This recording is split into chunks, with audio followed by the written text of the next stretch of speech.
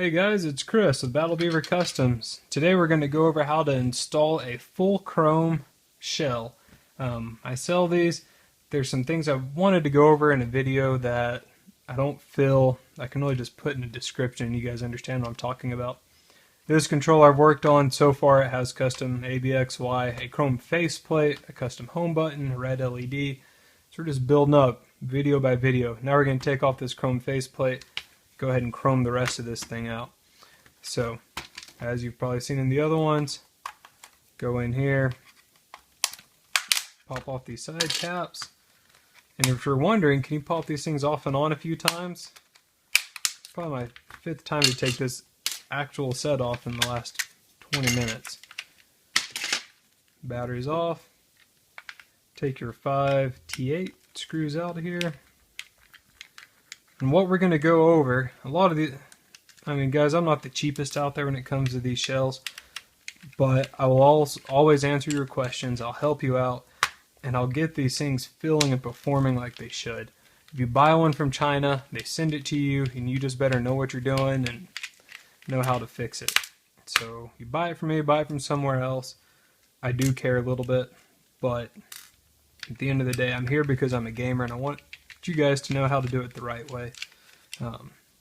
Because China did cut a couple corners making these things they could have done. And I'll show you what they are here very soon. So get your screws out, pop off your faceplate, and lift out your midsection. Okay, the first thing we need to do here is, here's your new gold or red chrome back. You'll notice there's nothing here for the battery. So you need to take this off and transport it onto your new shell. Take your pry bar, just go from the bottom. These will kind of lift up. Go from the inside, you can kind of pry on them. Just want to push them up.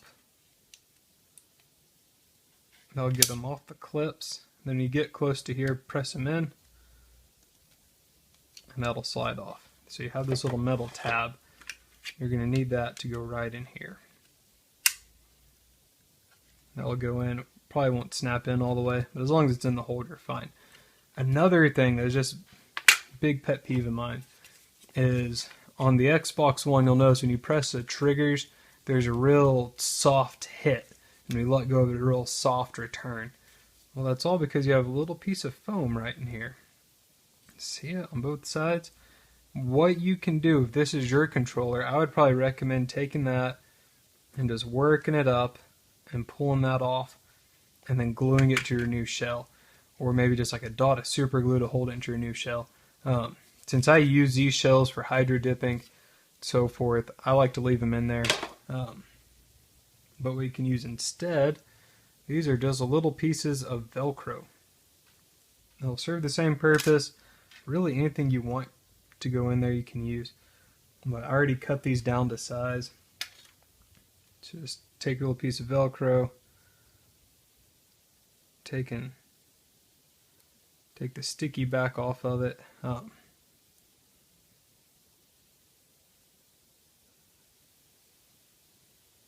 Tweezers gonna have some junk in them, they're not quite working. There we go. Your little Velcro, put it right in there. That's what that trigger hits. And on that, if you want, you can go in, you can glue them in place, make them a little bit longer. I'm just doing this one for demonstration reasons. I'm not going to keep this controller this way. Right after this video's in, I'll take it back apart, throw it all back in the box. So.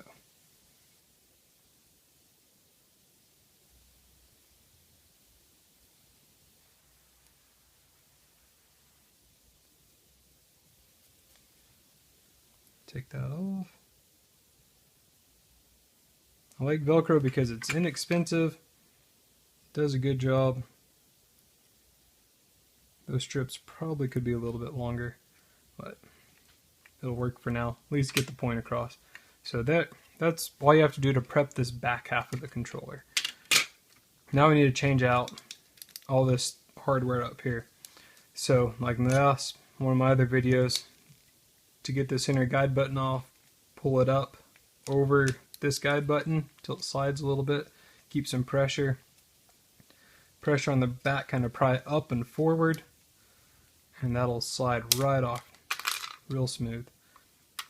You have your sync button. We'll just go ahead and take it out for this video. First thing we're going to take off, let's go ahead and take off our bumpers. So to remove a bumper, take the pry bar you bought, and you can just pry up here in this corner and just move it forward a little bit. Flip it over. Keep your finger on it so it doesn't slide back into place. Pry up on the back. Oh, I didn't keep enough pressure on there. So pressure on the back then.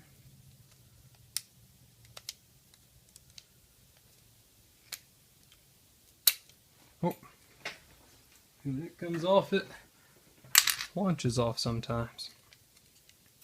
Same thing on the other bumper.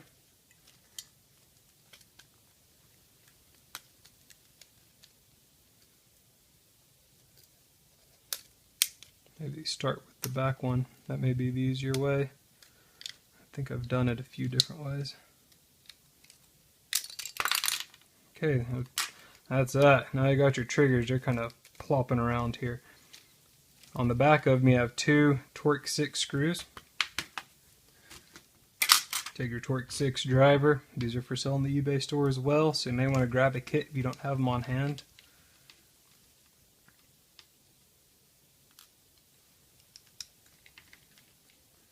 These will just unscrew.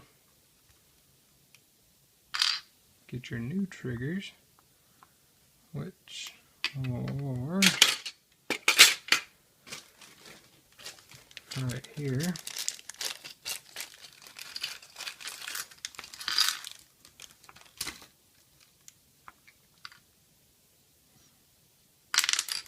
And you'll want to compare, make sure you have the right trigger. Obviously it won't fit if it's not it. Make sure you get the rumble motor in its spot. That's the wrong trigger. Press down, get it to go where everything's flat, and then reinsert these screws. They're sometimes a little difficult. You gotta remember you're making new holes. These aren't pre-tapped holes, so cutting into just little plastic drill holes.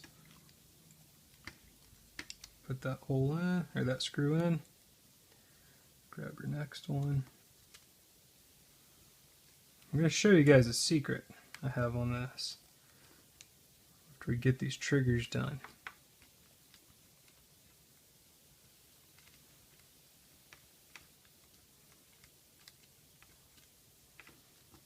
Alright, there's one. Try and get the other one done.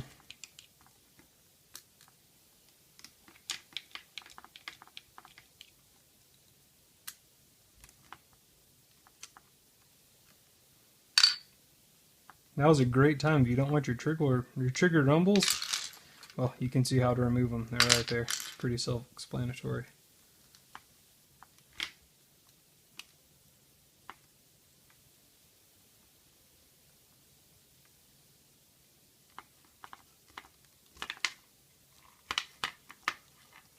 Put this one in.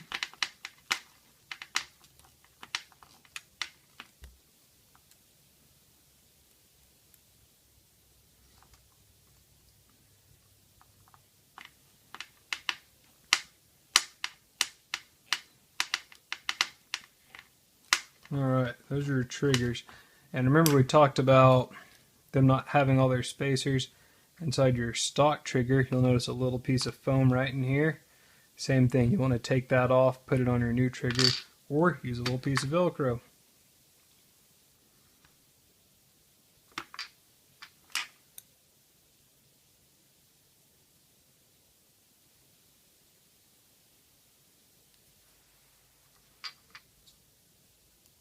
Those will just slide right in there. And that's what gives you that nice soft feeling when you let go of the trigger. That part contacts the inside of the frame. Otherwise, it's just going to sound like plastic on plastic clinking. It's going to sound cheap. It's going to feel cheap. And last thing I want are you guys to be unhappy with the purchase from me. Even if it's not something I make, it's still something you bought from me.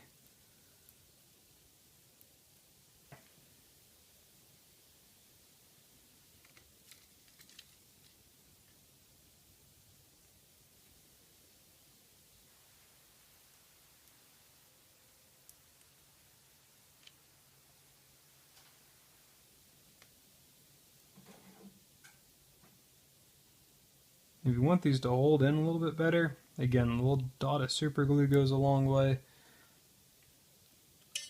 But I'm actually in the process of using, I'll show you guys, it's a thin, like a plastic type deal. I'm trying to cut these into shape. They seem a little bit stiffer, but anyways, not too important for this video. So here's the next part. We need to put our chrome home buttons around. If you don't have a hot glue gun or some of this kind of freaks you out, just use your stock one.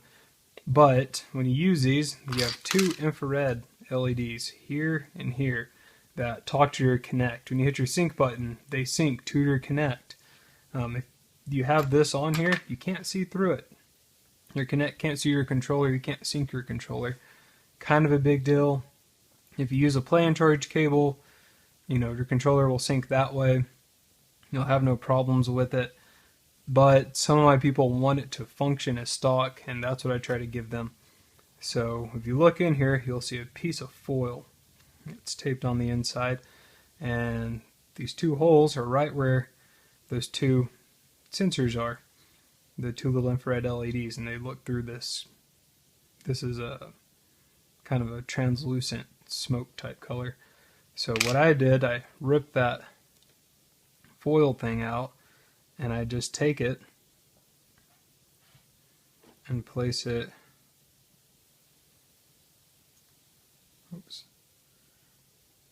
right inside of the red one.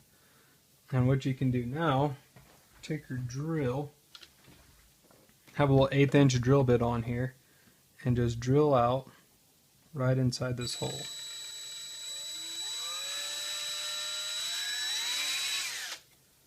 So I'm just going to get these holes started. So it's that one in there, and here it's right in about the center of that. Oops.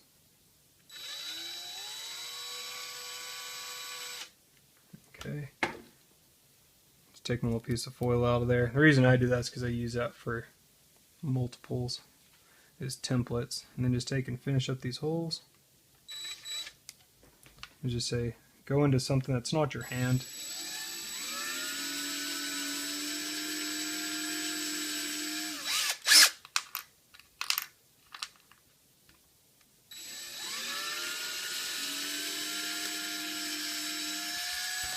Alright, what I normally say after you do that in these little plastic things, just clean it up with an X-Acto knife, kind of round those holes out a little bit. Our shavings are good. Now you have these, you can leave them open. I like to seal stuff up because it is a controller, stuff likes to float in there. Just fill those in a little bit of hot glue.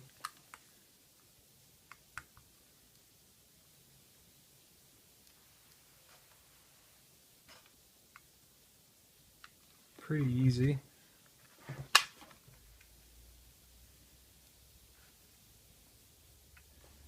For video's sakes, we gotta get this hot glue to cool down a little bit faster. We're not sitting there watching glue dry. So I just use a can of compressed air, hold it upside down.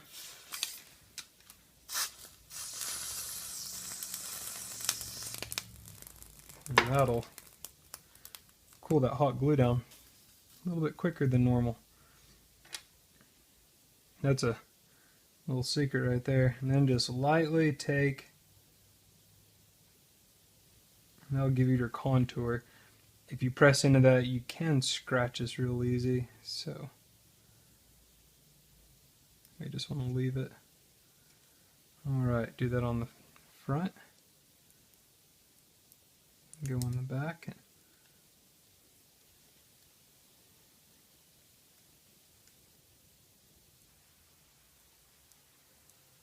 Guys, don't use an X-Acto knife towards your finger.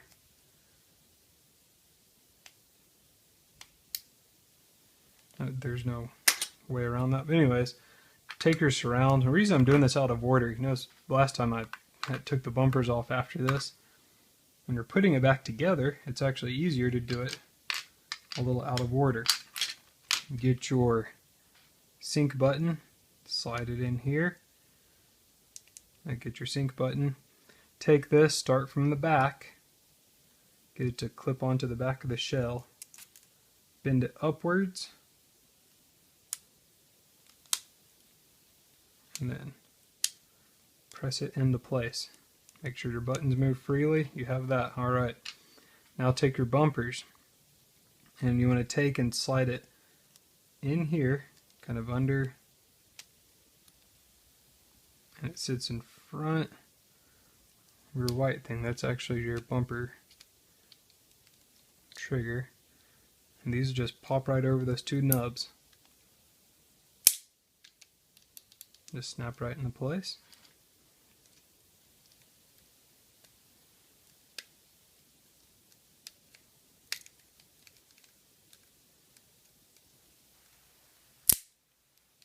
Alright. Those are on. Everything feels good, works good. Now we're going to put this into our lower shell. And again, when you put these in, make sure these two battery connectors are on the inside. Pull your trigger in halfway, slide it down until that gets them in there. And then take your top, put it on, and go back with your screws. If this is your first time doing them, putting these screws in, they're going to be a little on the tough side because you're putting a screw into brand new plastic, so you're literally cutting a hole as you put that screw in. Go until you feel some tension and then stop. Try not to strip them out, guys.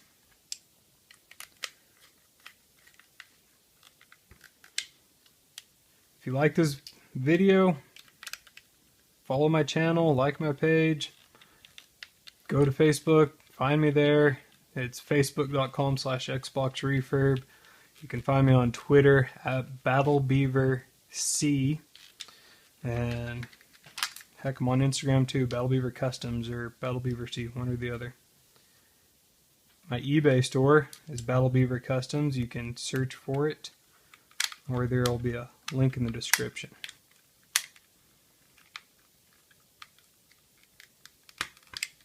That in. Your side caps pop on just like stock ones. We'll have to admit, making these shells this time around, they do fit a lot better than some of the 360 shells did. That on, slide your back on. Boom. Chrome red with a nice red fisticuffs logo on there, all black accents. Lights will still shine through up here. You can't really see them just with the light, but they'll work. I've tested it. Doesn't look too bad having those extra holes. And then boom, you're ready to go play. If you have any questions, leave comments below. Message me on Facebook. I'll get it there faster. But thank you for watching my video.